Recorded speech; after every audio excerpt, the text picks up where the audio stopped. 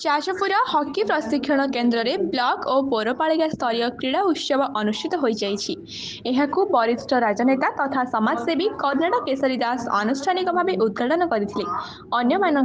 Jajpur block अध्यक्ष स्वर्णलता परिड़ा, जाजपुर पौरपालिका अध्यक्ष रंजुलता होता, पौर उपाध्यक्ष संतोष कुमार मल्लिक, कार्यनिर्वाही अधिकारी सूर्यमणि पटजोशी, जिला क्रीड़ा अधिकारी फकीर मोहन टुडू प्रमुख जोगदे राज्य सरकार पक्षर आरंभ होइतिबा एही योजना फल छात्र छात्री मध्य क्रीड़ा प्रति स्वतंत्र आग्रह सृष्टि हेबो बोली कहिथिले। एही अवसर में संस्कृति भवन जाजपुर विधायक प्रतिनिधि सत्य प्रकाश दास नेतृत्व में एक विराट शोभायात्रा सहर परिक्रमा करथिला। विभिन्न क्रीड़ाविद मध्य विभिन्न प्रतियोगिता आयोजित होइथिला। युव ओडिशा, नवीन ओडिशा, मो ओडिशा जो स्लोगान दे कि आम युव शक्ति को सशक्त आउ सक्षम करने जो योजना कराई आम प्रिय मुख्यमंत्री को बहुत धन्यवाद। सी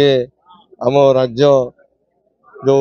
वयस्क स्तर को जाऊँगी बोलिकी रिपोर्ट एवं आसी युवक मान शारीरिक स्तर रे मानसिक स्तर रे सबुथ सक्षम करी माने आम केमिति देश को भल भाव आगू को नेबे से जो योजना कर क्रीड़ा महोत्सव कर कल्चराल कर बहुत प्रकार जिनिस कर सबु गुड़ाक जो स्कीम करा से खाली आम राज्य नुहे आम देशर सबु क्षेत्र में नंबर 1 हम बोलिकी ये योजना तैयारी कर आम प्रिय मुख्यमंत्री श्रीजुत नवीन पट्टनायक को बहुत धन्यवाद दूची।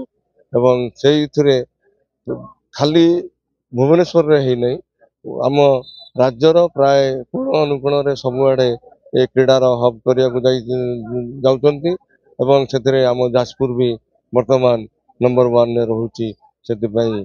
आम प्रिय मुख्यमंत्री को धन्यवाद। आम नुआ ओडिशा नवीन ओडिशार जो कार्यक्रम अच्छी ये कार्यक्रम सांस्कृतिक और क्रीड़ा उत्सव जो राज्य सरकार निर्धारण कर म्युनिसिपालिटी स्तर में ब्लॉक स्तर में आज आम जाजपुर ब्लॉक और जाजपुर म्युनिसिपालिटी मिलित उद्योग आज आम खेल शुभारंभ कराला। से आमर क्रिकेट रे 72 टीम जोग वॉलीबॉल रे 9टी टीम एवं आपनकर कबड्डी रे आमर 11टी टीम भाग नहीं एवं हॉकी रे 5टी टीम भाग नहीं फुटबॉल आमर 6टी टीम भाग नहीं जो कि महिला और पुरुष उभय वर्गर टीम माने सब अंशग्रहण कर विभिन्न वार्ड 18टी वार्ड बर्तमान जो आमर खेलाड़ी मैंने बाहर से विभिन्न विभाग में विभक्त कर गोटे बर्तमान खेल कर सबुठार भितर जो मैंने बेस्ट टीम बाहर से आमर डिस्ट्रिक्ट लेवल को जी डिस्ट्रिक्ट लेवल गोटे टीम आमर सिलेक्शन कर प्रत्येक खेलर बेस्ट टीम टाक आम राज्य को पठाई यार कार्यक्रम रही। तो आम आज पौरपालिका तरफ आज प्रथम थर आम ये हॉकी खेल बर्तमान आज आमर नकआउट सिस्टम कर नकआउट सिस्टम बर्तमान आज खेल बर्तमान स्टार्ट कर। अच्छा आज जो ब्लॉक स्तरीय एवं म्युनिसिपालिटी स्तरीय जो मिलित भाव जो प्रोग्राम होता सुंदर भाव में कराई पिलामानकर जो सांस्कृतिक कार्यक्रम रही आयोजन कराई